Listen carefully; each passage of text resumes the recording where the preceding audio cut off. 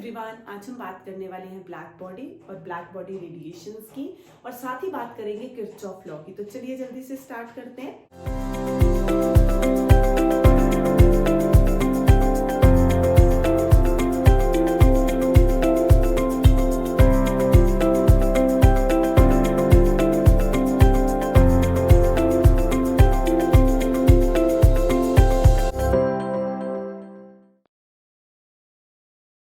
सबसे पहले हमारे पास कोई भी बॉडी अगर उस पर आके लाइट फॉल करती है, रेडिएशंस फॉल कर रही हैं। रेडिएशंस मतलब लाइट, मतलब हमारे पास कौन सी रेडिएशंस हैं? Electromagnetic radiations. तो लाइट आके फॉल की means electromagnetic waves, electromagnetic radiations हैं। उनमें हमारे पास बहुत सारी वेवलेंथ्स होती हैं। तो ये रेडिएशंस आके फॉल की किसी बॉडी पे, अब बॉडी उनमें से कुछ रेडिएशंस को एब्जॉर्ब कर सकती है, रिफ्लेक्ट कर सकती है या फिर ट्रांसमिट कर सकती है। तो रिफ्लेक्ट करने की वजह से हमें जो कोई भी बॉडी है उसका जो कलर है वो विजिबल होता है। तो जो कलर वो रिफ्लेक्ट करेगी वो उसका कलर बन जाएगा। अब हमारे पास एब्जॉर्प्शन, तो जिन बॉडीज की मैक्सिमम एब्जॉर्प्शन होती है, जो बॉडीज ट्रांसमिट ना करके, रिफ्लेक्ट ना करके रेडिएशंस को एब्जॉर्ब कर लेते हैं, उनको बोला जाता है ब्लैक बॉडी। तो ब्लैक बॉडी क्या है? It is the one which reflects, neither reflects nor transmits but absorbs whole of the incident radiation falling on it at any temperature। ये इंपॉर्टेंट है, at any temperature। तो किसी भी temperature पे जब हम बात कर रहे हैं, किसी टेम्परेचर पे हमारे पास जब हमने रेडिएशन डाली किसी ब्लैक बॉडी पे और उसने सारी की सारी, ऑलमोस्ट सारी रेडिएशन को क्या किया? एब्जॉर्ब कर लिया। तो मीन्स उस बॉडी की एब्जॉर्प्टिव पावर क्या होगी? अब हमने दो पावर्स की थी, one is absorptive power and second is emissive power. तो एब्जॉर्प्टिव पावर क्या थी? Ratio of heat absorbed to heat incident। heat absorbed to heat incident मतलब हमारे पास क्या होगा? अगर हमने बोला किसी बॉडी पे हमने 100 जूल हीट जो है फॉल करवाई है ऐसी रैंडमली, और उसने 100 जूल फॉल करवाई, 100 की 100 जूल उसने एब्जॉर्ब कर ली, तो फिर क्या हो गई एब्जॉर्प्शन? 100 by 100 1 हो जाएगी। तो means absorptive power of a perfectly black body, spectral absorptive power बोलते थे ना, एट एनी वेवलेंथ, वो हमारे पास क्या आ जाएगी? 1 आ जाएगी। At any temperature for any wavelength, वो हमारे पास ए लैम्डा क्या है? स्पेक्ट्रल उसकी एब्जॉर्प्टिव पावर बन गई। तो means absorptive power for a perfectly black body कितनी है? हमारे पास 1 है। हमने बोला हमने कुछ रेडिएशंस को फॉल करवाया किसी बॉडी पे, अब वो बॉडी किसी भी वे में उस रेडिएशंस को ले सकती है, एब्जॉर्ब कर सकती है, रिफ्लेक्ट कर सकती है, ट्रांसमिट कर सकती है। बट अगर कोई बॉडी परफेक्टली एब्जॉर्ब कर ले, मोस्टली जो सारी की सारी रेडिएशंस हैं उनको एब्जॉर्ब कर ले, 99 पॉइंट समथिंग % एब्जॉर्ब कर ली, तो वो जो बॉडी है हमारे पास क्या बोली जाएगी? ब्लैक बॉडी बोली जाएगी। तो परफेक्टली ब्लैक बॉडी मतलब जो 100% एब्जॉर्ब कर जाए। आइडियल केस, हमने उसको 100 जूल एनर्जी दी, उसने 100 जूल जो है एब्जॉर्ब कर ली, तो यहाँ पे heat absorb to heat incident की रेशियो कितनी हो जाती है? 1 हो जाती है। तो ये हमारे पास क्या है? ये है एब्जॉर्प्टिव पावर किसकी? परफेक्टली ब्लैक बॉडी की। तो हमारे पास अगर हम किसी ब्लैक बॉडी को हीट करते हैं, मतलब हमने कोई बॉडी ली, उसको हमने हीट करना स्टार्ट किया, तो उसमें से जो रेडिएशन निकलेंगी वो भी मल्टीपल वेवलेंथ्स की निकलेंगी। उसमें से जो हमारे पास रेडिएशंस निकली उसमें भी बहुत सारी वेवलेंथ्स हैं, बट कुछ वेवलेंथ की जो सबसे ज्यादा उसमें इंटेंसिटी, सबसे ज्यादा उसमें टेंडेंसी होती है, मतलब बहुत ज्यादा वैरायटी ऑफ वेवलेंथ्स होगी, बट कुछ फिक्स वेवलेंथ होगी जिनका सबसे ज्यादा अमाउंट होगा। तो वो हमारे पास क्या डिफाइन करता है? नंबर। नंबर क्या है? इंटेंसिटी। इंटेंसिटी क्या था? Energy per unit time per unit area. तो इंटेंसिटी डिफाइन करती है हमारे पास नंबर ऑफ रेडिएशंस को। तो वैसे तो जो रेडिएशंस निकल रही हैं वो बहुत सारी वेवलेंथ्स कवर कर रही हैं। हमने एक ब्लैक बॉडी ली, उसको हीट किया, उसमें से जो रेडिएशंस निकली उसमें जो वेवलेंथ थी वो बहुत सारी थी, बट कुछ वेवलेंथ हमारे पास कैसी हैं? कुछ वेवलेंथ हमारे पास ऐसी हैं जिनकी मैक्सिमम इंटेंसिटी थी। तो वो जो वेवलेंथ है उसको हम बोल देते हैं, ऐसे हम एक कर्व स्टडी करते हैं कि हमारे पास कुछ जो इंटेंसिटी है वो इनके लिए मैक्सिमम है रेडिएशंस के लिए। तो मींस हमारे पास ऐसी भी कोई वेवलेंथ होगी जिनकी जो है मैक्सिमम इंटेंसिटी होगी। तो यहाँ पे अगर हम बात करें, हमारे पास 50 रेडिएशंस निकली, 50 में से 40 रेडिएशंस कुछ टाइप की हैं, बाकी की 10 रेडिएशंस मिक्स हैं, या कह लो 35 रेडिएशंस एक टाइप की हैं, बाकी की 15 रेडिएशन रेडिएशंस कुछ अलग अलग टाइप की हमारे पास होंगी। तो मीन्स जब ब्लैक बॉडी को हीट किया जाता है तो बहुत सारी रेडिएशंस निकली, बट उसमें से कुछ रेडिएशंस ऐसी हैं जिनकी सबसे ज्यादा इंटेंसिटी है। तो हमारे पास अगर हम बोल रहे हैं कि हम किसी चीज को, किसी बॉडी को हीट कर रहे हैं और हमें उसमें से एक फिक्स कलर निकलता हुआ दिख रहा है, सपोज आयरन को हीट किया तो किसी एक टेम्परेचर के बाद उसने रेड कलर या ऑरेंज कलर, ऐसा सा कलर हमें दिखाना शुरू कर दिया, तो मीन्स उसमें से रेड कलर क्यों निकल रहा है? उसकी वेवलेंथ, उस वेवलेंथ की जो रेडिएशंस हैं उनकी इंटेंसिटी मैक्सिमम है। तो वो जो इंटेंसिटी मैक्सिमम है, intensity means energy per unit time per unit area, और ये उसकी वेवलेंथ को डिनोट करेगा। तो मींस एक रफ सा आइडिया कि हमारे पास कुछ ऐसी वेवलेंथ जो होती है उनकी इंटेंसिटी मैक्सिमम होती है, जिनकी वजह से एक फिक्स कलर हमें वहां पे दिख रहा है। तो यहाँ पे परफेक्टली ब्लैक बॉडी, उसकी जो एब्जॉर्प्टिव पावर थी वो 1 थी। ब्लैक बॉडी को हीट किया at a high temperature, so it emits radiations of all possible wavelengths within a certain wavelength range. The radiations emitted by a black body are black body radiations. तो black body को heat किया किसी एक temperature पे, तो कुछ wavelength जो थी हमारे पास, उसकी इंटेंसिटी जो थी वो मैक्सिमम थी।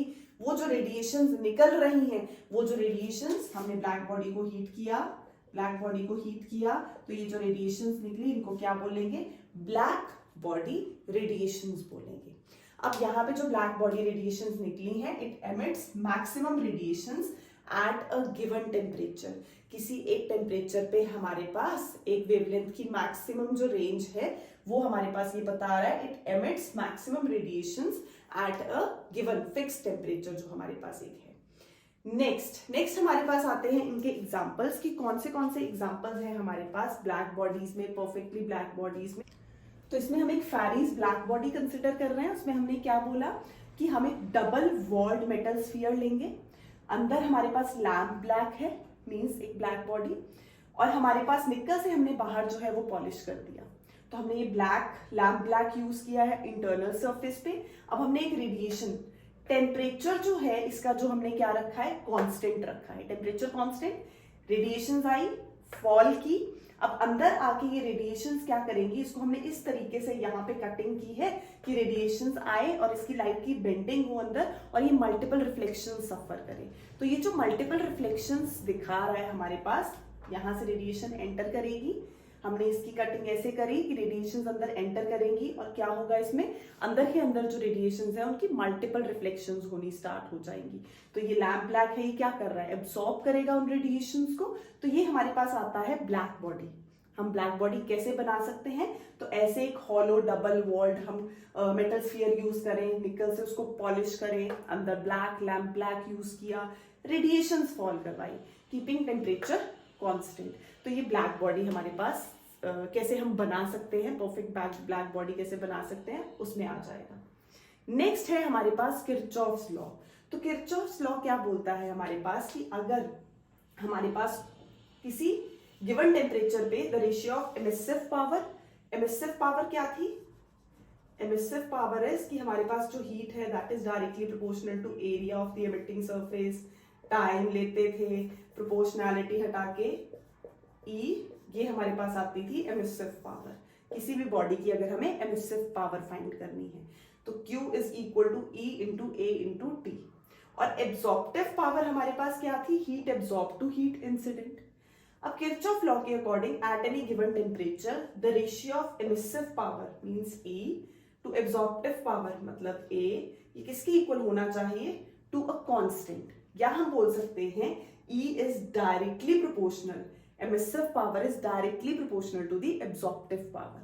प्रोपोर्शनैलिटी हटाएंगे, प्रोपोर्शनैलिटी हटाते ही हम एक कांस्टेंट इंट्रोड्यूस करेंगे। अब देखते हैं वो कांस्टेंट क्या आएगा यहाँ पे हमारे पास। तो E अपॉन A तो किसके इक्वल आ गया, किसी कांस्टेंट के इक्वल आ गया। Emissive power to absorptive power की जो रेशियो है वो किसके इक्वल है, कांस्टेंट के इक्वल है। अब E is directly proportional to A का मतलब जितनी A की वैल्यू, अब अगर हमारे पास दो बॉडीज हैं, हमने दो बॉडीज कंसिडर की, एक है जिसपे हमने मान लो कुछ रेडिएशंस फॉल करवाई, ये है हमारे पास 4 एनर्जी पैकेट्स और 4 के 4 इसने एब्जॉर्ब कर लिए। यहां हमने फॉल करवाए अगेन 4 एनर्जी पैकेट्स, बट इसने हमारे पास कितने एब्जॉर्ब किए, 3 एब्जॉर्ब किए। तो ये एमिट भी कितने करेगा, कम करेगा। तो जिसका एब्जॉर्प्शन पावर, जिसकी एब्जॉर्प्टिव पावर कम है, उसकी एमिसिव पावर भी कम हो जाएगी। यहाँ एब्जॉर्प्टिव पावर ज्यादा है तो एमिसिव पावर भी ज्यादा हो जाएगी। तो मीन्स कितने पैकेट्स ऑफ एनर्जी इसने लिए, कितनी रेडिएशंस ली, वो डिसाइड कर रही है वो कितनी रेडिएशंस एमिट करेगा। तो यहाँ पे E is directly proportional to A, means greater the absorptive power greater will be the value of emissive power. इसके लिए हम कंसिडर कर रहे हैं, हम कंसिडर करते हैं E1, E2, EB जिनकी एमिसिव पावर है। फर्स्ट बॉडी की एमिसिव पावर E1, सेकंड की E2, थर्ड ब्लैक बॉडी ली है EB। मीन्स इसमें हम रेडिएशंस फॉल करवा रहे हैं जिसकी रेंज है lambda two lambda plus D lambda. इसको हमने एक ऐसे इनक्लोज कंटेनर में रखा है जहां पे हमारे पास टेम्परेचर कितना है T। तो मीन्स हमारे पास हमने रेडिएशंस फॉल करवाई, रेडिएशंस की वेवलेंथ जो है वो भी फिक्स कर दी हमने, टेम्परेचर T कांस्टेंट हो गया। तो हमें पता है absorptive power A is equal to heat absorb to heat incident. तो यहां से हमारे पास हीट एब्जॉर्ब्ड कितना आ जाएगा, heat absorbed is A times heat incident. Heat absorbed is A times the heat incident. A times the heat incident मतलब A into Q।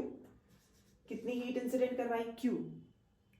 तो हमारे पास जितनी हीट ये एब्जॉर्ब करेगा उतनी हीट हमारे पास एमिट करेगा। किरचॉफ्स लॉ के अकॉर्डिंग जितना ज्यादा एब्जॉर्प्शन होगा उतनी ज्यादा एमिशन होगी। इन शॉर्ट हम बोल सकते हैं good absorbers are good emitters. तो जितने ज्यादा एब्जॉर्प्शन का रेट बढ़ेगा उतना ज्यादा एमिशन का होगा। तो heat absorbed will be equal to heat emitted. तो यहाँ पे जितनी एब्जॉर्ब होगी उतनी एमिट होगी। Absorbed which is equal to A into heat incident. तो ये हमारे पास हीट एमिटेड कितनी आई, heat emitted is Q is equal to E into A into T emissive power से। तो हम इसको लिख सकते हैं EAT। तो AQ कितना आ गया, EAT के इक्वल। फिर से हमने क्या बोला, हमारे पास ये तीन बॉडीज हैं E1, E2 और साथ में ब्लैक बॉडी। फर्स्ट इसकी एमिसिव पावर E1, सेकेंड की E2 और ब्लैक बॉडी की EB। रेडिएशन फॉल करवाएंगे जिसकी वेवलेंथ हमने फिक्स कर दी, इतने से इतने के बीच, टेम्परेचर कांस्टेंट कर दिया। अब यहाँ पे हमारे पास जितनी हीट इंसिडेंट हो रही है, हीट इंसिडेंट कैसे निकाली, A is equal to heat absorb to heat incident. तो हीट एब्जॉर्ब कितनी होगी, A into heat incident, A into heat incident. तो हीट एब्जॉर्ब इसके इक्वल है। और किरचॉफ्स लॉ के अकॉर्डिंग हमारे पास जितना वो एब्जॉर्ब करेगा उतनी हीट एमिट करेगा। तो heat absorb is equal to heat emitted. अब यहाँ पे heat emitted is equal to heat absorb is equal to A times the heat incident. Heat emitted के लिए हम यूज कर सकते हैं एमिसिव पावर, वो कितनी आई थी, EAT। और ये कितना आया, A इंटू Q। तो इन सबको मिला के हमारे पास AQ कितना बन गया, EAT। तो यही चीज अगर हम फर्स्ट बॉडी के लिए लिखें तो कितनी आएगी, A1Q is E1AT। Second body के लिए A2Q is E2AT। Third body के लिए EBQ इज यहाँ ABQ इज EBAT। और जो हमारे पास ब्लैक बॉडीज होती हैं उनकी एब्जॉर्प्टिव पावर कितनी होती है, 1। तो मीन्स ये तो इसकी 1 हो गई। तो यहां से अगर हम निकालें E1 अपॉन Q की वैल्यू, वो कितनी आएगी, E1 upon A1 is Q upon AT, E2 upon A2 is again Q upon AT, EB upon AB is again Q upon A into T। तो ये हमारे पास तीन बॉडीज, तीनों के लिए हमने अलग अलग लेके ये चीज प्रूव कर दी जो किरचॉफ बोल रहा है हमारे पास, दैट E1 अपॉन A1 मतलब E अपॉन A किसके इक्वल आया, emissive power of perfectly black body. यहाँ पे AB कितना हो गया, 1। AB कितना हो गया, 1। तो ये इक्वेशन बन गई E1 upon A1 is E2 upon A2 is EB। तो बेसिकली हमने यही लिखा था, E अपॉन A किसके इक्वल आ गया, EB के इक्वल आ गया। हमने दो बॉडीज कंसिडर की, तीसरी ब्लैक बॉडी कंसिडर की, उनके लिए हमने ये चीजें कैलकुलेट करके दिखा दी, विच इज किरचॉफ लॉ, जिसके अकॉर्डिंग हमारे पास good absorber is a good emitter but it is a poor reflector, क्योंकि जो एब्जॉर्ब करेगा हम ये मान के चल रहे हैं वो रिफ्लेक्ट नहीं कर रहा लाइट को, रेडिएशंस को। बाय।